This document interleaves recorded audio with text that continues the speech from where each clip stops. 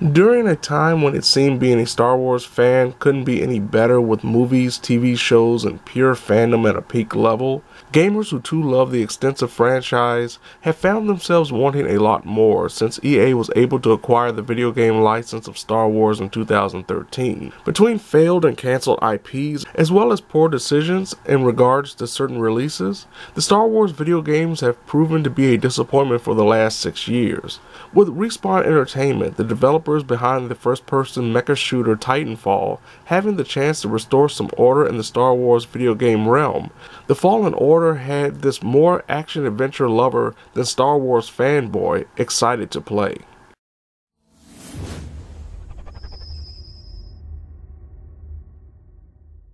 5 years after the Great Jedi Purge that resulted in people with the Force being massacred as the Galactic Empire flourished, the player takes control of Cal Kestis, a simple scrapper salvaging ships from the Clone Wars.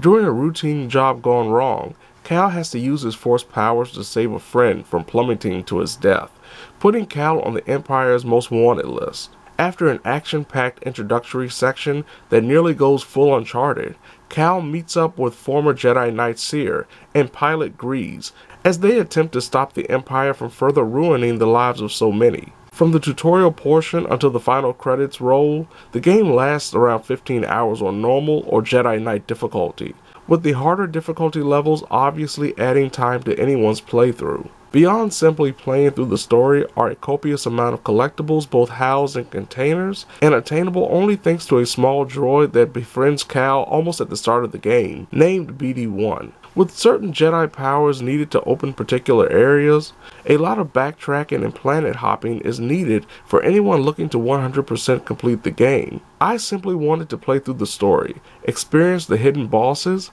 and discover whatever lore and skills I came across, wrapping up my playthrough after a little over 15 hours.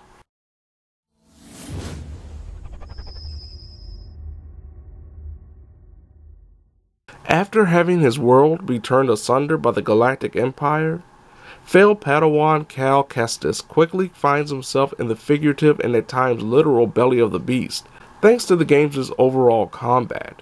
Sporting only a lightsaber, Cal must dodge, block, and even deflect with his grand weapon of choice, with the player having to learn enemy patterns, be it against a gigantic frog, bear hug-loving androids, and the tough-as-nails bosses that show up rather infrequently, but leave a lasting impression mostly due to how many times the player will have to respawn and try again. There's a gratifying feeling of learning from one's mistakes and being able to overcome enemies both large and small, with the latter usually being stormtroopers who will take a one-hit kill if Cal properly deflects an energy beam at the right time. On higher difficulties, the parrying time is reduced, making it a lot more difficult to counter an incoming attack. Upon dying at the hands of an enemy, Cal will return looking for revenge, as dealing damage to the highlighted enemy responsible for sending Cal back to the most recent checkpoint will return all of his experience points lost and will give him full health and force bars. With each enemy killed, collectible found, and area discovered, Cal gains experience points that can be used to purchase skills at the designated meditation points, scattered across every map, and even in the central hub known as the Mantis ship. Resting at these meditation points restores Cal's health, but all the enemies in the area will respawn. As noted before, Cal does possess a force bar that, during battle, allows for him to mix up his lightsaber attacks alongside the 3 force abilities unlocked throughout the narrative: slow, to temporarily slow down an enemy; push, to shove adversaries backwards; and pull, for a potential get-over-here situation so Cal can strike down said enemy. While not the most impressive list of powers, they all work incredibly well in the heat of battle, including shoving a foe to their death when standing too close to an edge, or upgrading slow to freeze a group of enemies at one time. Another big compliment to the game's combat system is BD-1. The little android can not only help with collectibles, BD-1 also provides health sims when the player calls for one by hitting up on the directional pad. BD-1 can also hijack certain mechanical enemies when Cal chops off a good amount of said enemy's health. Cal's force powers play a major role in traversing the 4 main planets offered to the player to explore at any time, though certain planets are obviously structured to be fully experienced later due to both tougher enemies and major areas being blocked off when Cal lacks the necessary powers at the time. Almost every planet has a gigantic puzzle that must be completed to move ahead, and can be a true brain twister, especially when the map is in its holographic 3D form, making it somewhat difficult to figure out the best route for Cal to take next. A majority of the movement through each planet is very Uncharted and Tomb Raider influenced, with Cal having to grab onto vines and rocks, sliding through the mud, and wall running. Traversal isn't remarkable or revolutionary, but usually works. There are some issues with moving throughout a planet, including poor checkpoints and a lack of fast travel. In regards to the latter, a player will actually have to cross the entire map to return to the Mantis. Early in the game, this proves to be daunting and somewhat frustrating, but at least makes sense as some story moments pop up during the trip back. Post-story, however, it makes no sense that after pilfering an area for all it's worth, the player can't simply fast travel back to the Mantis. But the lacking fast travel pales in comparison to the poor checkpoint placement. A majority of the time, dying at a certain spot will send Cal back to the nearest meditation point, but at certain times the game will put Cal all the way back to the Mantis for another extended trip to his destination. Fallen Order's story isn't the most profound, with Cal being something of a Jedi everyman, who is thrust into the position of becoming the Chosen One. It's Deborah Wilson's performance and presentation as Seer that truly shines as the root cause of her pain and need to avenge the fallen is explored and capitalized upon by both the heroes and villains. Even some of the adversaries are given a great spotlight, including the highly dangerous Second Sister.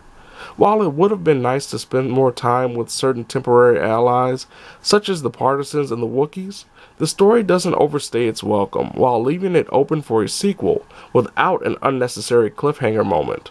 There are definitely some issues with Fallen Order, including long loading screens between respawning, the lack of invisible walls to prevent Cal from falling off the edge when rolling to avoid an enemy's attack or coming down a mudslide, the aforementioned map presentation, and inconsistent frame rates.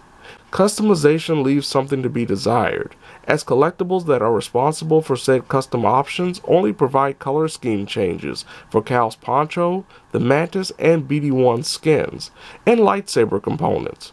The lightsaber components can only be seen in full when at the workbench, when customizing, and have no effect on the actual gameplay, like providing quicker changes from single to dual blade lightsaber, or allowing for a bigger parry window.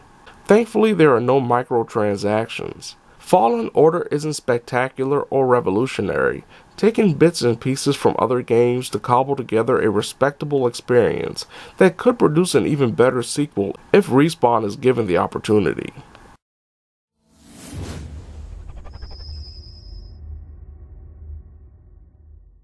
There's a lot to enjoy about Fallen Order, especially when someone is experiencing the best the game has to offer when engaged in combat, or is happy to explore closed-off areas later in the game when Cal has all of his powers.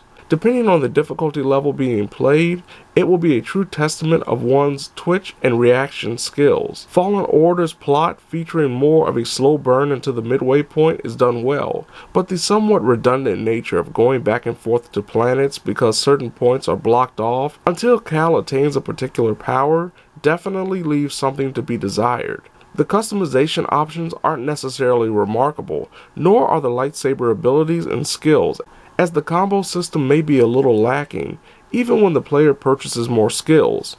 Fallen Order isn't the most remarkable game of 2019, but proves to be a hearty journey thanks to a strong combat system, exploration features, and a narrative that leaves a player satisfied while wanting more in the near future, making this worthy of your time and money, though maybe wait until it's on sale.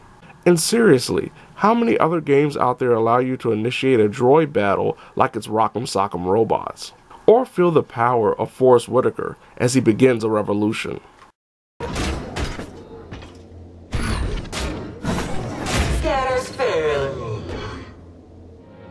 Hope still burns.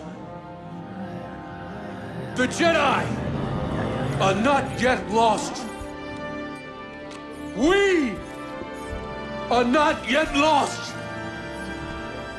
Kashyyyk is not yet lost.